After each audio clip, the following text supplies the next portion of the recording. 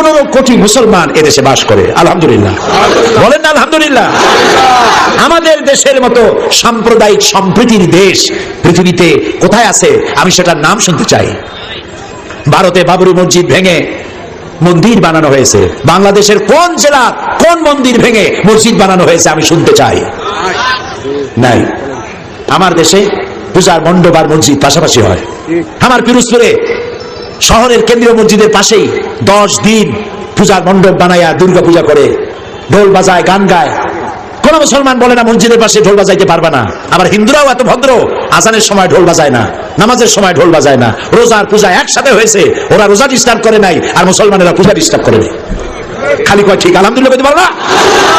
এ হচ্ছে সেই দেশ যেখানে সাম্প্রদায়িক সম্প্রীতি সব থেকে সবুজ্জ্বল। বাংলাদেশ বিগত 1000 বছরের সাম্প্রদায়িক সম্প্রীতির উজ্জ্বল দৃষ্টান্ত স্থাপন করেছে, দুনিয়া কোথাও নাই। প্রিয় ভাই সব, এ হচ্ছে সেই সুন্দর দেশ। আমি বিদেশে গেলে, মধ্যপ্রাচ্যে সহ বিভিন্ন জায়গায় গেলে লোকেরা বলে এত ইসলাম ইসলাম করেন, ইসলামের পূর্ণাঙ্গ আইন তো কোথাও নাই। যদি কোথাও হয় 16 আনা আইন, পরিপূর্ণ আইন তো কোথায় হবে বলে মনে হয়? আমি বলি যে আল্লাহর ইসলামের আইন যদি পরিপূর্ণভাবে কোথাও হয়, আমার বিশ্বাস তা আমার 56,000 বর্গ মাইল বাংলাদেশে সকলের আগে হবে ইনশাআল্লাহ।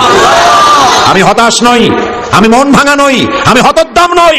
আমি জানি বদরের বিজয় হয়, ওহদের পরাজয় হয়, আর তারপরেই ফতেহ মক্কা হয়। ভয় পাওয়ার কোনো কারণ নাই। প্রিয় ভাই সব, এ বাংলাদেশ একটি স্বর্ণের দেশ। আলহামদুলিল্লাহ আমরা মিলেমিশে আছি, মিলেমিশে থাকতে চাই। আমাকে যখন প্রশ্ন করা হয় কিভাবে দৃঢ় প্রত্যয় আপনার জন্মালো, আমি বলি আমার দেশে 3 লক্ষ মসজিদ আছে। এই মসজিদের আজান শুনে, ফজরের আজান শুনে আমার 15 কোটি মানুষের ঘুম ভাঙে। আর রাতের বেলায় এশার আজান শুনে আমার লোকেরা নামাজ পড়ে ঘুমোতে যায়। আমার চাষিরা ফজরের নামাজ পড়ে, নিরন্ন চাষি, ঘরে খাবার নাই, পরোটা নাই, কালাই বড় বড় রুটিও বানাবার তাদের তৌফিক নাই।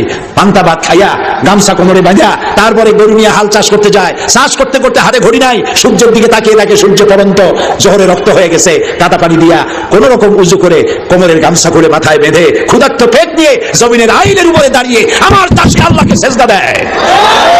এ আমার জাতি, এই আমার মুসলমান। এখানে আহলে হাদিস, এখানে সুন্নি, এখানে বিভিন্ন পীর মুরিদি, এখানে তাবলিগি জামাত, এখানে বিভিন্ন ইসলামী দল সব মিলে মিশে এখানে ইসলামের জন্য আওয়ামী লীগ, বিএনপি, জামাত ইসলামী, জাতীয় পার্টি, তাবলিগ, কোন লীগ কোনো কিছু বাধা নয়। ঐক্যবদ্ধভাবে সকলকে শান্তির জন্য এগিয়ে আসতে হবে। যে বিশ্বনবীর সিরাত শুনতে এসেছি, সেই বিশ্বনবীর আদর্শ অনুযায়ী দেশ গড়তে চাই, তাতেই শান্তি, তাতেই মুক্তি। আর গত 2 দিন আগের যে ঘটনা ঘটলো 25-26 ফেব্রুয়ারি, যে ঘটনা ঘটলো বাংলাদেশের ইতিহাসে, এত বড় কলঙ্কজনক ঘটনা আর কখনো ঘটে নাই। আমাদের মেরুদণ্ড ভেঙে দিয়েছে আমার দেশের সেনাবাহিনী। আমার অহংকার, আমার গৌরবের বিষয়। স্বাধীনতার সার্বভৌমত্বের অতন্দ্র প্রহরী, স্বাধীনতা যুদ্ধে বিশাল অবদান সেনাবাহিনী এবং দেশপ্রেমের প্রত্যেকটি প্রশ্নে উত্তীর্ণ সেনাবাহিনী বিদেশে যেখানে গেছে সেখান থেকে কুড়িয়ে এনেছে বাংলাদেশের জন্য ভাব মর্যাদা। আমার সেই সেনাবাহিনীর ব্রিগেডিয়ার জেনারেল, কর্নেল, ক্যাপ্টেন, এত অফিসার মারা গেল। পৃথিবীতে কোন যুদ্ধে, পৃথিবীর ইতিহাস বলে না, পৃথিবীর কোন যুদ্ধে এত অফিসার মারা গেছে ইতিহাস নয়। বাংলাদেশের অপূরণীয় ক্ষতি হয়ে গেল। ব্রিগেডিয়ার আমার দেশের সীমান্ত পাহারা দেয়, বুকের রক্ত দিয়া, জীবনটা দিয়া পাহারা দেয়। পাখির মতো প্রতিবেশী দেশের গুলি খাইয়া মরে যায়, তারপরেও সীমান্ত প্রহরায়রত বিডিআর আমার এই শক্তিকে খর্ব করতে এলো যারা, কারা ষড়যন্ত্র করলো, কারা মারলো দিবালোকে দিনের বেলায় গুলি করে, এইভাবে নির্বিবাদে গুলি করে পালায় গেল।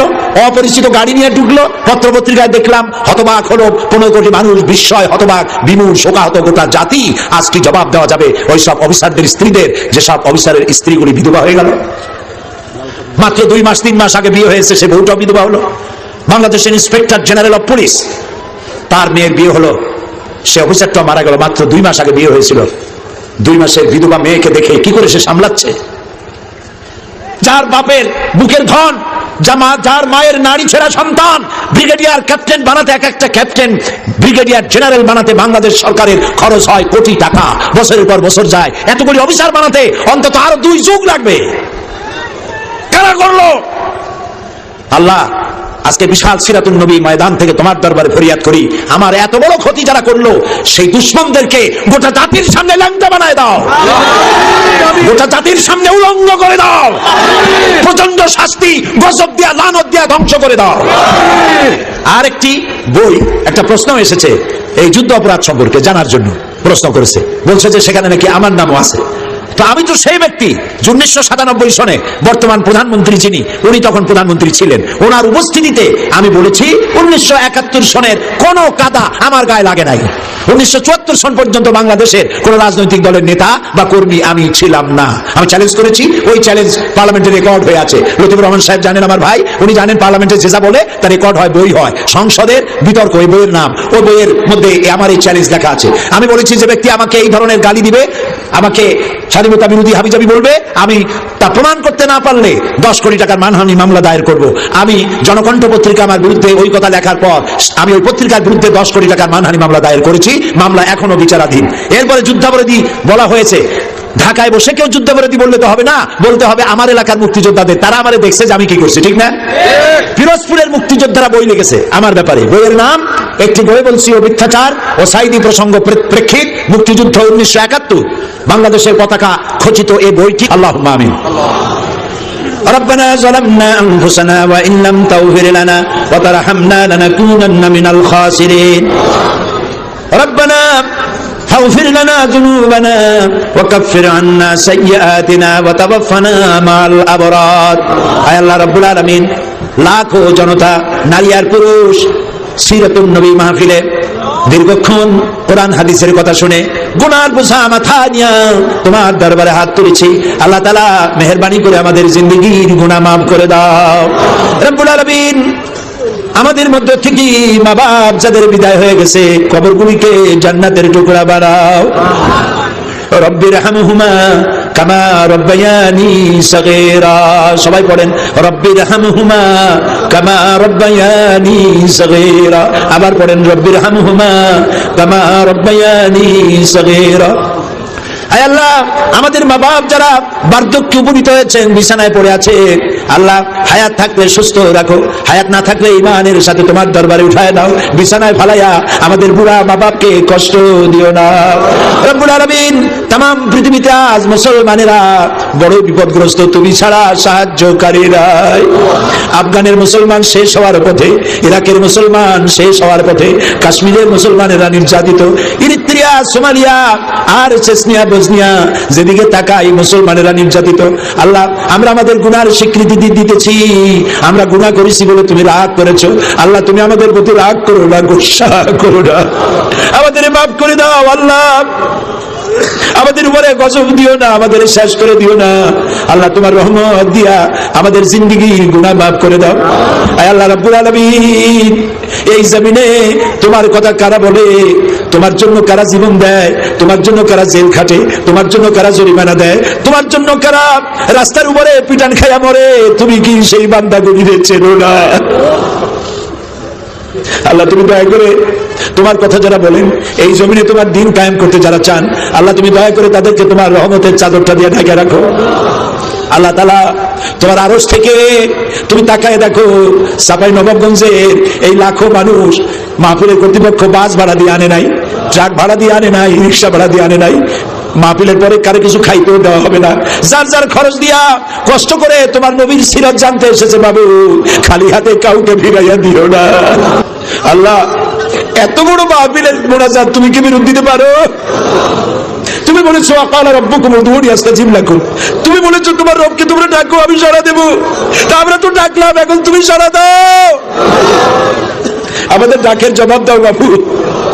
অনেক মা বোনেরা এসেছেন, আল্লাহ মা বোনদেরকে পর্দায় থাকার তৌফিক দাও, মা বোনদের গুনাহ খাতা মাফ করে দাও।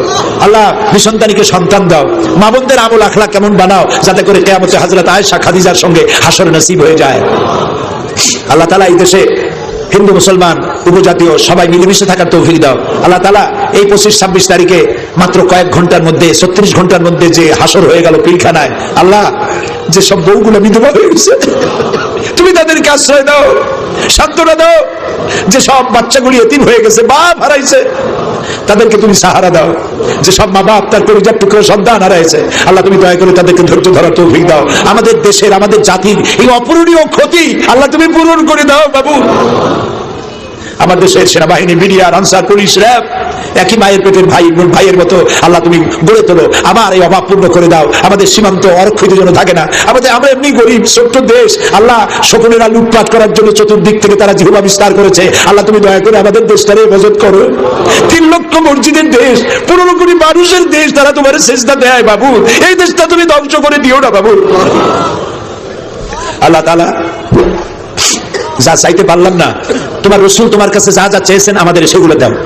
তোমার রাসূল যেসব জিনিস থেকে তোমার কাছে পানা চেয়েছে আমাদেরকে সেসব বিষয়ে পানা দাও। اللهم إنا نجعلك في نحورهم ونعوذ بك من شرورهم اللهم يا منزل الكتاب ومجري السحاب سريع الحساب حازم الأحزاب اللهم اهزمهم وزلزلهم وانصرنا عليهم